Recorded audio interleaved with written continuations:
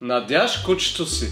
Днеска ще видим кой може да изяде по-бързо пастета си. Аз или моето куче Тори, шибуено на година и 2 месеца. Подготвил съм тук за него един от любимите му пастети. Това е пастет с заешко. Сложил съм му около 30 грама. Той много харесва това. И разбира се, за мен е един човешки вариант, който е пилешко, но съм сложил малко повече за себе си, за да е по-равностойно, защото аз, разбира се, мога с по-големи капки да го изям по-бързо от него. 3, 2, 1, старт!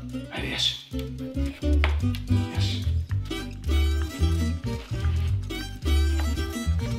Моето много гъсто бе.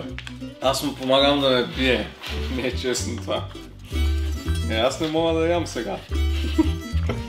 Аз си мислех, че ще го побеля по-бързо.